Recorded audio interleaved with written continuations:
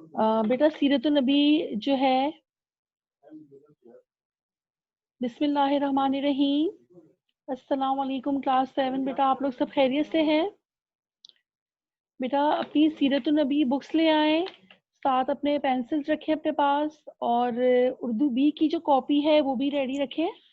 आज हमें सीरत नबी का जो हम बाब पढ़ रहे थे 11वां बाब, ठीक है, मक्की ज़िंदगी के आखिरी 3 साल, आज इंशाल्लाह इसको हम मुकम्मल कर लेंगे। और फिर अगर टाइम हुआ तो उर्दू बी पे जो है वो कुछ थोड़ा बहुत काम है वो भी आज हम कर लेंगे।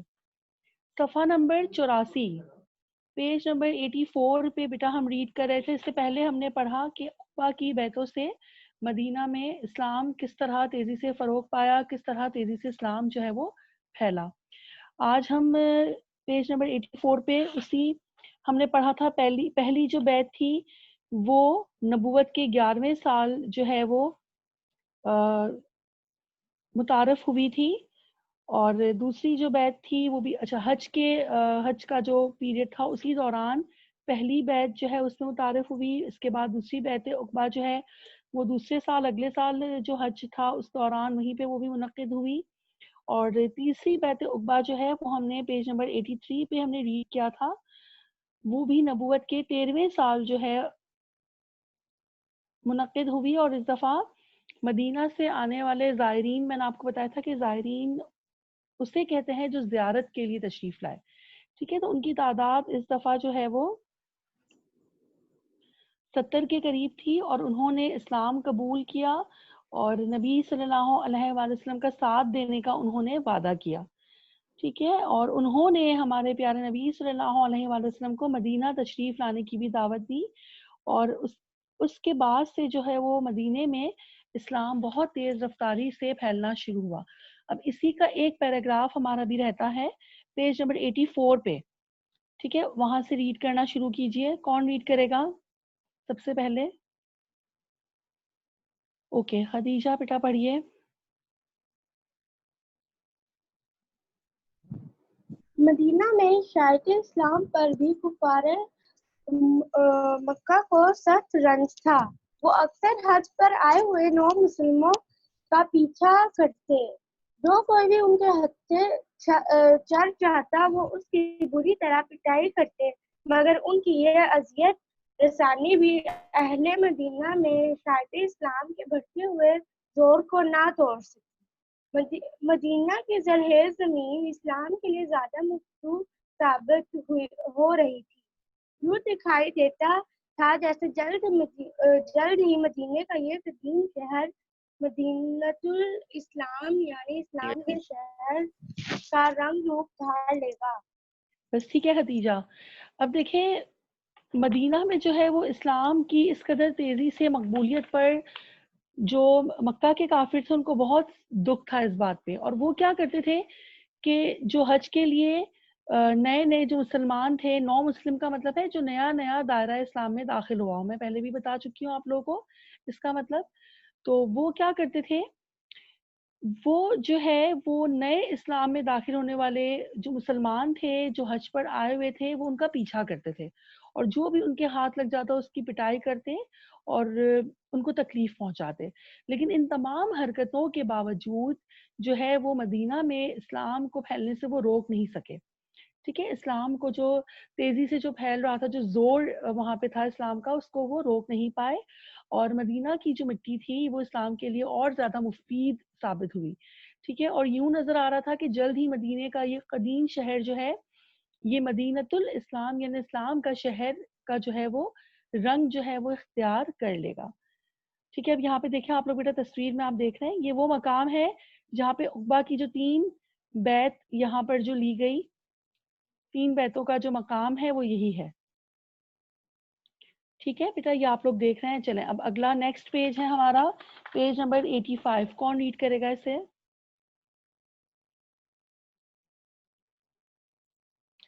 जी अली हसन आप पढ़िए।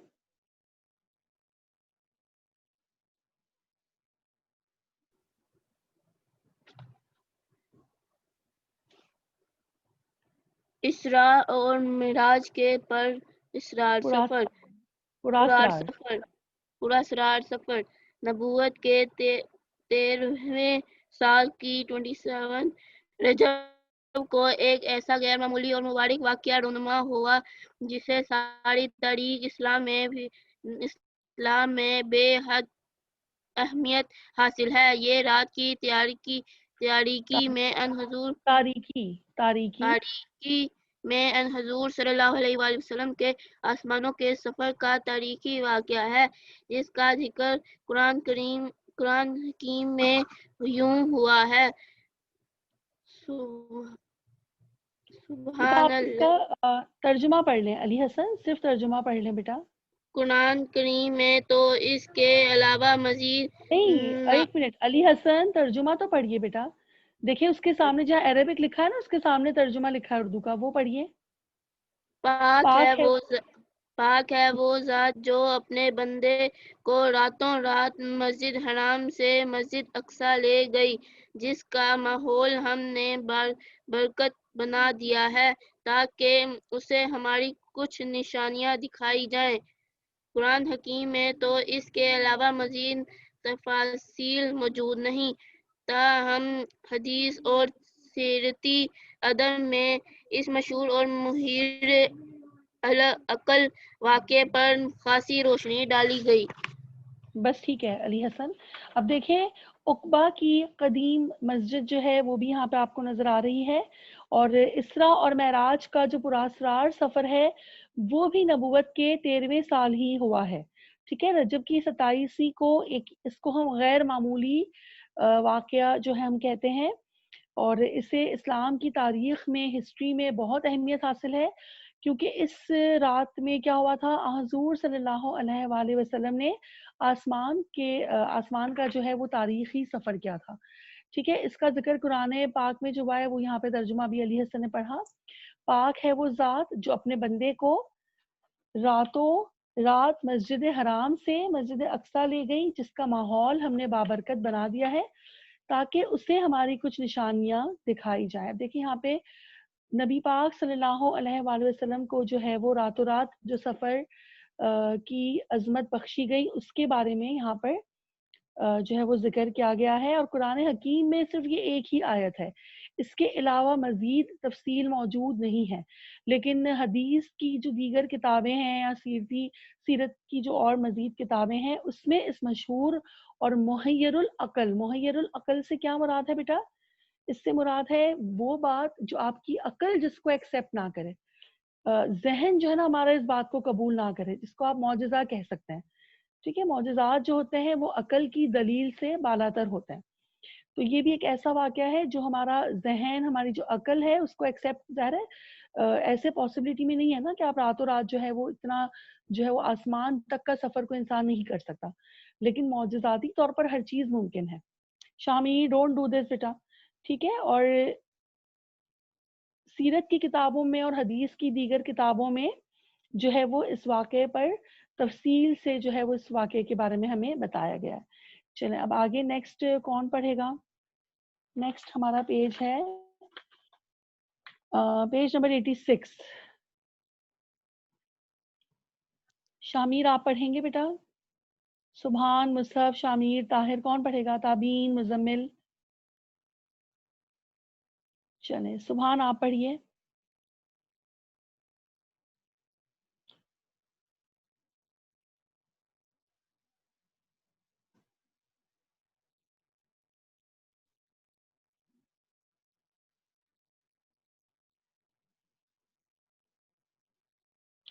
سبحان جلدی سے بیٹا۔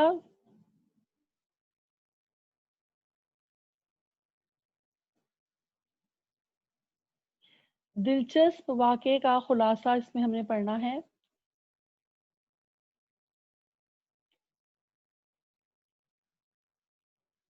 چلیں مصطفیٰ آپ پڑھیے۔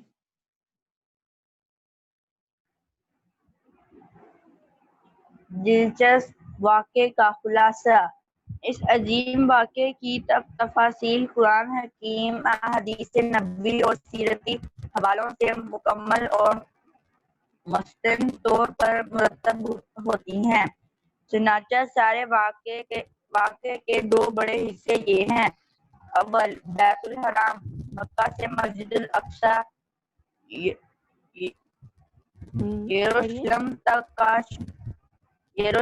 تک کا شبانہ سفر دوم، پھر اس سے آگے کا آسمانی سفر۔ اس پراسرار سفر کی تفاصیل کا خلاصہ یوں مرتب ہوتا ہے کہ ایک رات حضرت جبرائیل علیہ السلام حضور صلی اللہ علیہ وسلم کو خانہ کعبہ سے یروشلم میں واقع مسجد اقصی میں لے گئے۔ یہ سفر براق پر طے ہوا جو ایک میانے قد کا پروں والا انوکھا چوپایا تھا۔ مسجد الاقصی میں حضور صلی اللہ علیہ وسلم نے پچھلے پیغمبروں کے ساتھ نماز ادا کی، یہاں تک کہ سفر کے حصے کا نام اسرا ہے جس کا مطلب رات کا سفر ہے۔ اس کے بعد آپ صلی اللہ علیہ وسلم نے آسمانوں کی سیر فرمائی اور اللہ تعالیٰ کی حضوری سے سرفراز کیے گئے۔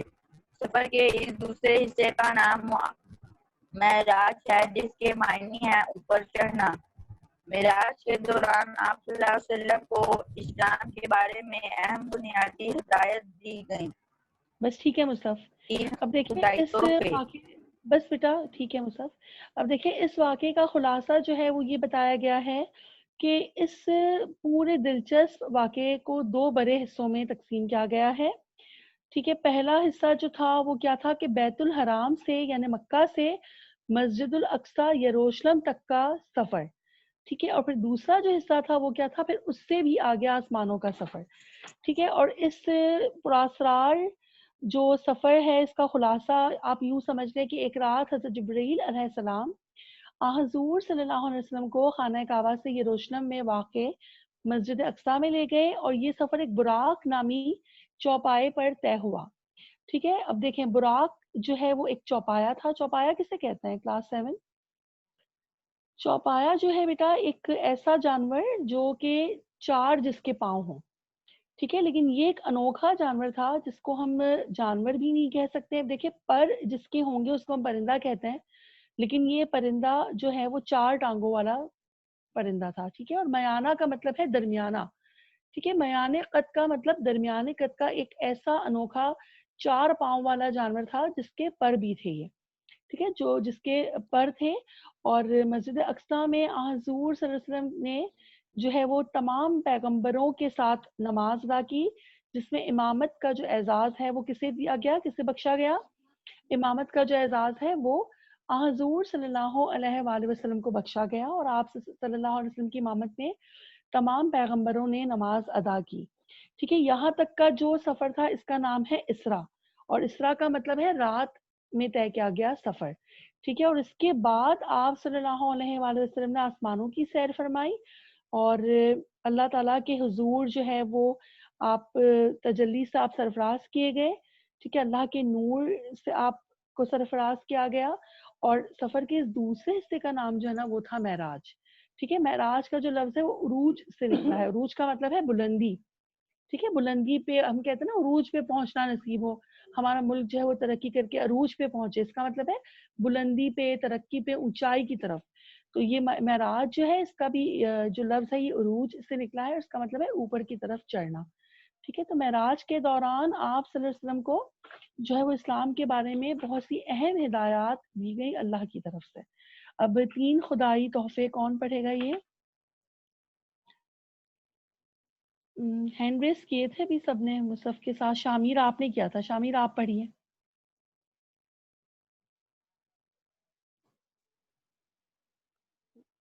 یس ٹیچر۔ بیٹا یہ تین خدائی تحفے ہیں نا، یہ پڑھیے آپ۔ Okay teacher. تین خدائی تحفے۔ معراج کے دوران حضور صلی اللہ علیہ وآلہ وسلم کو اللہ تعالیٰ کی طرف سے تین خصوصی تحفے عطا ہوئے جن کی تفصیل درج ذیل ہے۔ پہلا، سورۃ البقرہ کی آخری آیت جن میں مسلمانوں کو کفار مکہ کے مظالم سے نجات کی بشارت دی گئی ہے۔ اس کے علاوہ اسلام کے بارے میں مزید رشد و ہدایت اور آئندہ نئی مدنی ریاست میں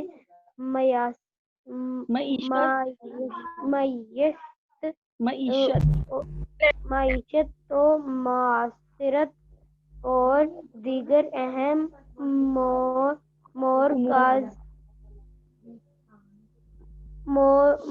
کا ذکر بھی ہے۔ دوسرا، یہ خوشخبری کہ مسلم امہ کا ہر وہ فرض جو شرک کا مرتکب نہ ہوا ہوگا یوم قیامت خصوصی بخشش سے نوازا جائے گا۔ تیسرا، روز مرہ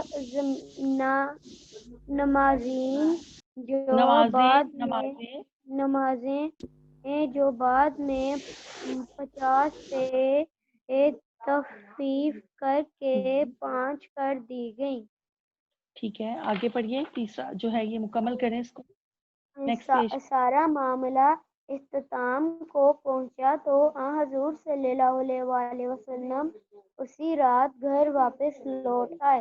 اللہ تعالیٰ کے محفوظ نظام الوقات کے تحت یہ سب کچھ وقت الماہ بھر میں طے پایا گیا۔ ٹھیک ہے بیٹا، بس ٹھیک ہے بیٹا۔ اب دیکھیں اس سفر میں آپ صلی اللہ علیہ وآلہ وسلم کو 3 خدائی تحفے عطا کیے گئے۔ پہلا جو تحفہ تھا وہ کیا تھا؟ سورہ بقرہ کی آخری آیات، جن میں مسلمانوں کو یہ بشارت کہتے ہیں خوشخبری کو، ٹھیک ہے، یہ خوشخبری دی گئی کہ اب مسلمانوں کو مکہ کے کافروں سے، ان کے جو ظلم و ستم تھے ان سے نجات مل جائے گی، اور اس کے ساتھ ساتھ مدینہ میں اسلامی ریاست قائم کرنے کے سلسلے میں ہدایات دی گئی کہ کس طرح اسلامی ریاست قائم کی جائے گی اور اس کی معیشت اور معاشرت کی بنیاد کیا ہوگی، مطلب رہن سہن، لوگوں کے حقوق کا خیال جو ہے وہ کس طرح سے رکھا جائے گا۔ اور دوسری جو خوشخبری تھی، دوسرا جو تحفہ تھا وہ کیا تھا کہ یہ خوشخبری تھی بشارت، اور خوشخبری کا مطلب ایک ہی ہوتا ہے۔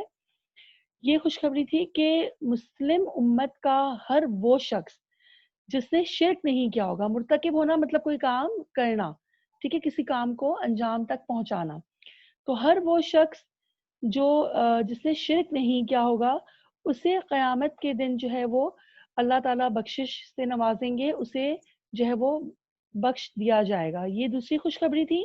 اور تیسرا جو تحفہ تھا وہ کیا تھا کہ روزمرہ نمازیں جو اللہ تعالیٰ سے ہمارے رابطے کا، ہماری قربت کا ایک ذریعہ تھا، ٹھیک ہے، عبادت جو ہم کرتے ہیں، وہ نمازیں تخفیف کر کے 50 سے 5 کر دی گئیں، ٹھیک ہے۔ آپ لوگوں کو پتا ہوگا بیٹا کہ پہلے جو نماز ہم پہ فرض کی گئی تھی وہ کتنی تھی؟ وہ 50 جو ہے وہ فرض نمازیں تھیں۔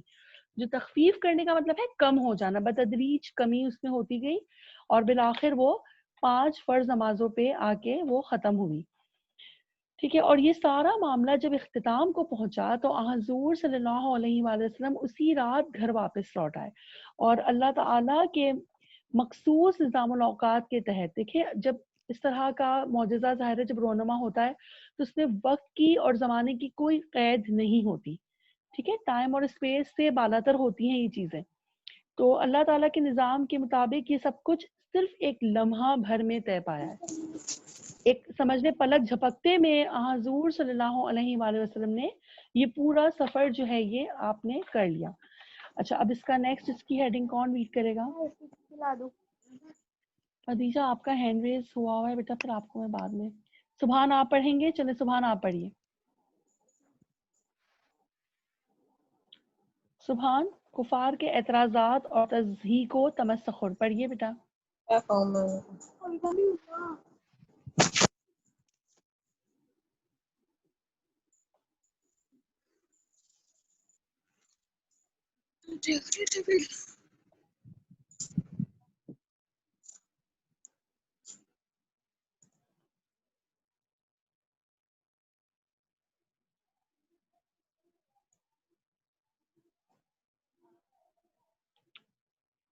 کون ریڈ کرے گا بیٹا؟ سبحان جو ہے وہ اب نہیں ہے۔ مریم آپ پڑھیں گی؟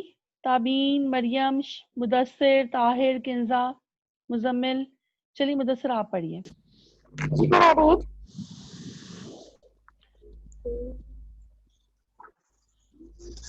کفار کے مریم اس کے بعد. اعتراضات اور تعزیرات اور تمسخر. اگلی صبح حضور صلی اللہ علیہ وآلہ وسلم نے اہل مکہ کو سرا اور معراج کے تمام اوقات سے آگاہ کیا واقعات سے آگاہ کیا تو اس سارے شہر میں ایک عجیب اور شدید ہلچل سی مچ گئی. کفار نے تو اس معاملے کو ایک بہت بڑا ایشو بنا لیا. بے ہنگوں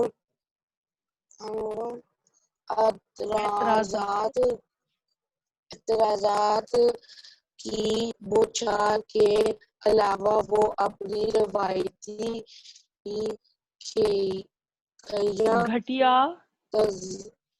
گھٹیا تہذیب و تمسخر ان پر بہت اتر آئے. اس کے برعکس اکثر و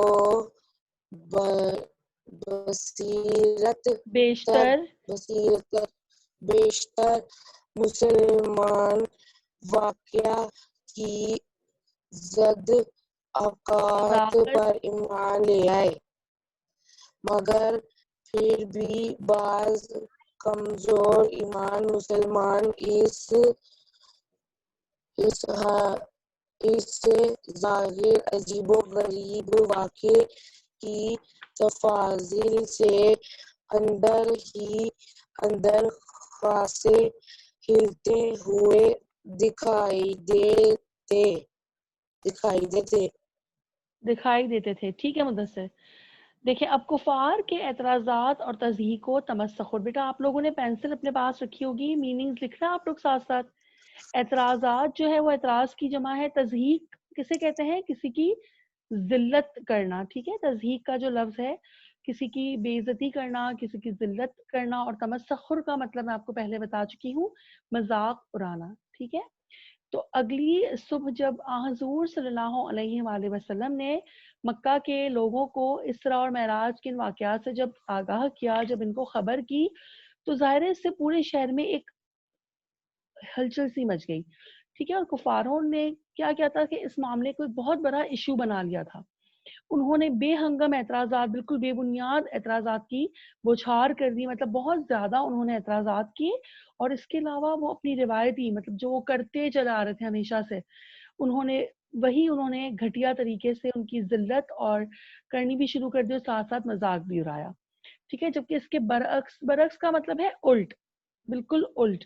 ٹھیک ہے، اس کے بالکل الٹ جو ہے وہ مسلمانوں میں سے اکثر و بیشتر لوگوں نے کیا کیا کہ انہوں نے ہمارے نبی صلی اللہ علیہ وسلم کے اس واقعے کی صداقت پر وہ ایمان لے آئے. صداقت کا مطلب ہے سچائی. ٹھیک ہے، وہ اس سچائی پر ایمان لے آئے. لیکن پھر بھی دیکھیں کچھ کمزور ایمان کے مسلمان بھی تو ہوتا ہے نا، جن کا ایمان جو ہے وہ اتنا پختہ نہیں ہوتا، جو اسلام تو قبول کر لیتے ہیں لیکن وہ اپنی مرضی کی باتوں کو اس میں سے مانتے ہیں، اور جن باتوں کو ان کو نہیں ماننا ہوتا وہ نہیں مانتے.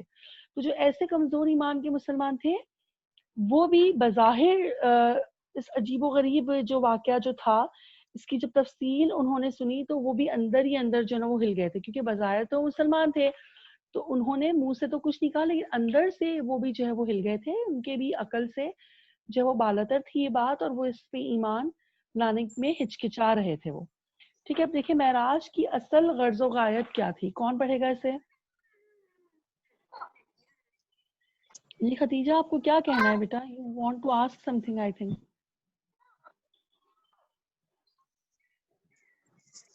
خدیجہ کچھ بولنا ہے تو بولیں بیٹا. نہیں؟ اچھا ٹھیک ہے، طاہر آپ پڑھیے آگے.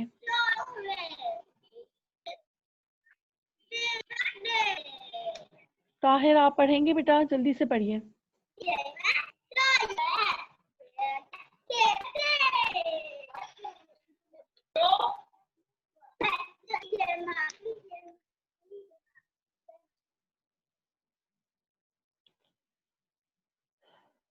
اوکے مریم آپ آ جائیں بیٹا. مریم آپ پڑھیں بیٹا آگے.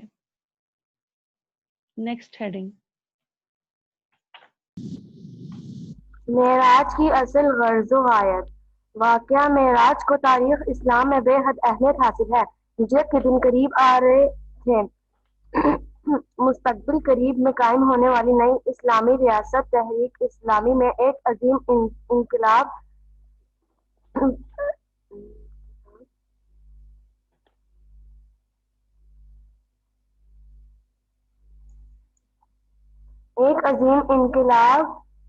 برپا کرنے والی تھی. اس لیے اس نازک اور مہم مرحلے پر اللہ تعالیٰ نے ضروری سمجھا کہ اپنے آخری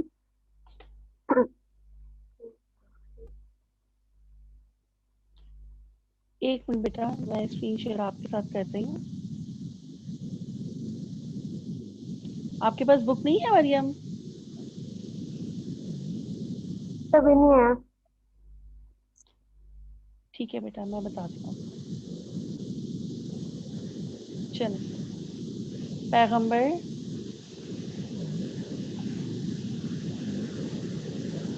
پیغمبر کین صلی یو اللہ ریڈ علیہ اٹ بیٹا؟ وسلم پیغمبر صلی اللہ علیہ وسلم کو اپنے حضور بلا کر ان تمام ضروری امور کے بارے میں وہ حتمی ہدایات اور تشریحات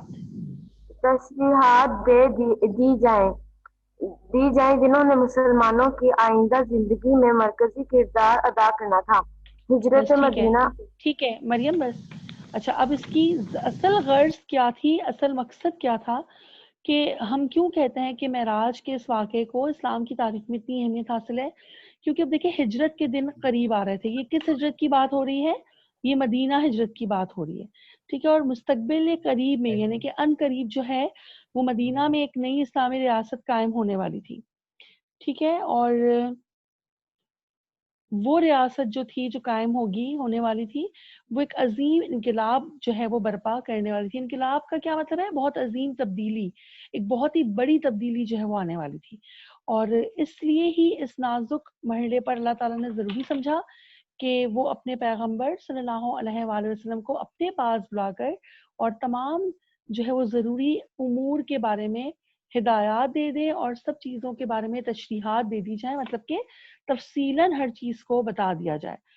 ایسی بات، ایسی ہدایات جو کہ مسلمانوں کی آئندہ زندگی میں جو ہے وہ بہت اہمیت کی حامل تھی.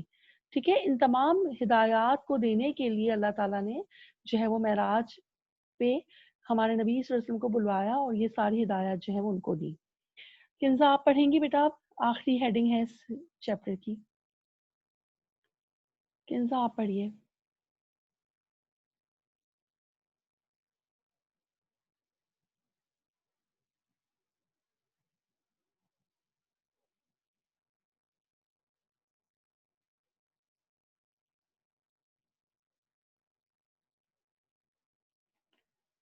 کنزا آپ پڑھ رہی ہیں کہ نہیں بیٹا؟ اس طرح بہت ٹائم ویسٹ ہو رہا ہے. ویسے بھی جو ہے وہ بہت کم وقت رہ گیا ہے ہمارے پاس. Who wants to read now? سبحان آپ کی ہو گئی ہے. جی کنزا آپ پڑھ رہی ہیں؟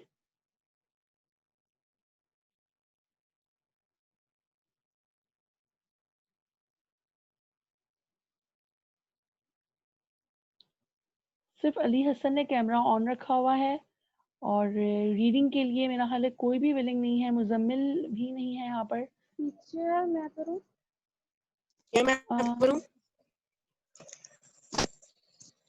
بیٹا آپ لوگ کی ٹرن ہو گئی ہے. میں چاہ رہی تھی جن کی ٹرن نہیں ہوئی. کنزا آپ کیوں نہیں پڑھ رہی ہیں بیٹا؟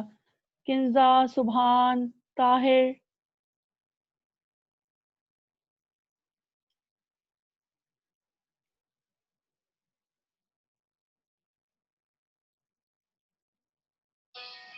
اوکے خدیجہ آپ پڑھ لیں. ہجرت مدینہ کے لیے سازگار ماحول۔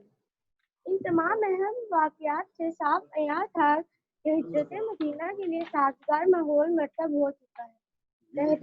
تحریک اسلامی کی فوری اور مؤثر کامیابی کے لیے مکہ کی نسبت مدینہ کا ماحول زیادہ سازگار تھا۔ معیاری اسلامی ریاست کے قیام کے لیے بھی مدینہ ہی مناسب جگہ تھی۔ وہ وقت تیزی سے قریب آ رہا تھا جب تحریک اسلامی اور مدینہ کی معیاری اسلامی ریاست سے ساری دنیا کے لیے تعمیر و ترقی کے عظیم المثال قسمیں پھوٹنے تھے۔ بس ٹھیک ہے، اب دیکھیں ہجرت مدینہ کے لیے جو ماحول تھا وہ سازگار کا کیا مطلب ہے؟ بہتر ہو جانا، ٹھیک ہے، حالات اور ماحول جو تھے وہ بہتر ہو گئے تھے، اور ان تمام اہم واقعات سے عیاں کا مطلب ہے ظاہر ہونا، یہ عیاں تھا، یہ ظاہر تھا کہ مدینہ ہجرت کے لیے ماحول بالکل بہتر ہے، اور تحریک اسلام کی فوری اور مؤثر کامیابی کے لیے مکہ کی نسبت مدینے کا ماحول بہتر تھا، کیونکہ ظاہر ہے مکہ میں کفاروں کی جو تھی ان کی جو رکاوٹ تھی وہ بہت شدت سے تھی، ٹھیک ہے نا، وہ نہیں چاہتے تھے کہ مکہ میں جو ہے وہ اسلام پھیلے، اس کی نسبت جو ہے وہ مدینہ میں حالات جو تھے وہ بہتر تھے، اور مدینہ میں اسلام کو جو ہے وہ تبلیغ کے بھی زیادہ مواقع تھے، اور اسلام کے پھیلنے کے جو ہے وہ مواقع بھی وہاں پہ زیادہ میسر تھے، تو وہاں پہ جو ہے وہ ایک معیاری اسلامی ریاست کے قیام کا سارا انتظام بھی ہو چکا تھا، اور مدینہ ہی وہ جگہ تھی مناسب جہاں پہ ایک اسلامی ریاست جو ہے وہ قائم ہو سکتی تھی، اور اب وہ وقت بہت تیزی سے قریب آ رہا تھا کہ جب جو ہے وہ اسلام کی اس تحریک سے مدینہ کے ذریعے جو ہے وہ ایک بہت ہی تعمیر اور ترقی والی ایک عظیم معاشرہ جو ہے نا، اس کی ایک عظیم مثال وہ وہاں سے جو ہے وہ نمودار ہونے والی تھی۔ اب دیکھیں کلاس 7 بیٹا ہمارے پاس ٹائم اب اتنا نہیں ہے، مجھے اس میں نقرہ اور اس کی اقسام کی تعریفیں لکھوانی تھی، وہ انشاءاللہ کل میں لکھواؤں گی آپ کو، اور باب 9 تک کے آپ کا کام مکمل ہو چکا ہے سب کا؟ مجھے 1 بائی 1 ابھی ہمارے پاس تھوڑا سا ٹائم ہے بات چیت کا، تو کائنڈلی مجھے 1 بائی 1 آپ لوگ بتا دیں، کام اگر ہے تو چیک کروا دیں یا مجھے وربلی بتا دیں کہ کس کس نے ڈن کر لیا ہے۔ جی خدیجہ آپ کا کام بیٹا ڈن ہے؟ خدیجہ کتنے باب ہو گئے ہیں بیٹا آپ کے سیرت النبی کے کتنے چیپٹرز؟ سوری بیٹا آواز نہیں آ رہی مجھے آپ کی، میں نے بیٹا 6 تک ہوئے آپ کے بیٹا، 7 8 اور 9 بھی میں نے سینڈ کر دیے، 10 نہیں کیا میں نے ابھی تک آپ کو، ٹھیک ہے، 7 8 اور 9 کیوں نہیں ہوئے آپ کے؟ وہ 3 7 اور 8 تو مجھے مل گئے ہیں، پھر 9 نہیں ملا بیٹا، واٹس ایپ کر دیے میں نے، آپ دیکھیں اپنی ہسٹری پہ جا کے چیک کریں، پورے 9 باب تک میں نے 9 چیپٹرز تک کے سارے کوشچن آنسرز میں نے آپ کو سینڈ کیے ہیں۔ اوکے علی حسن آپ بیٹا مجھے بتائیں گے آپ کے کتنے چیپٹرز ہوئے علی حسن؟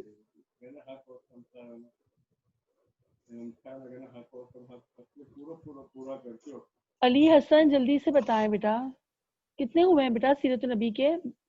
9 چیپٹرز ہم نے کام میں نے بھیجا ہے آپ کو، آپ کے اس میں سے کتنے ڈن ہیں؟ جی تھوڑے سے کیے ہیں بیٹا، تو باقی کب کریں گے علی حسن؟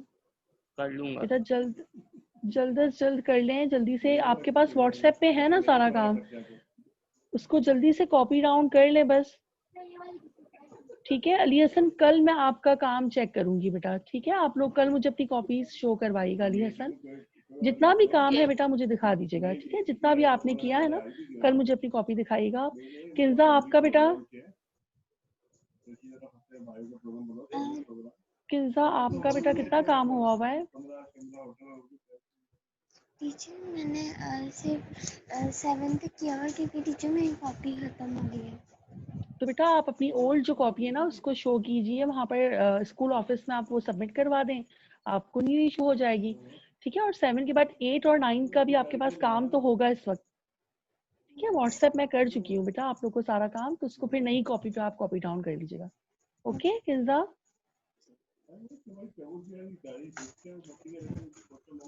کنزا بیٹا آپ کو سمجھ آ رہی ہے نا بیٹا میری بات؟ اوکے مریم آپ کا بیٹا کتنا ہوا ہے ڈن؟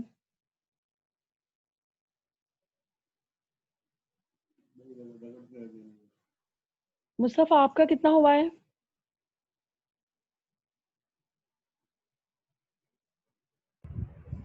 ٹھیک ہے میرا سارا ہو گیا، بس 8 کے تھوڑے سے کوشچنس رہ گئے ہیں. 8 کے اور 9 چیپٹر 9 جو ہے اس کے بھی کر کر لیا آپ نے لیا اس کا بھی؟ ٹھیک ہے بیٹا، جو یس تھوڑا سا 9 رہتا کر ہے اس لیا. کو بھی ٹھیک ہے مصطفیٰ وہ بھی کر لیجیے گا. کل میں آپ کا کام بیٹا چیک کروں گی. ٹھیک ہے کل ایک دفعہ مجھے ونس آپ کاپی ایک دفعہ دکھا دیجیے گا اپنی. اوکے نیکسٹ تابین آپ کا کتنا ہوا ہے؟ شامیر آپ کا کتنا ہوا ہے بیٹا؟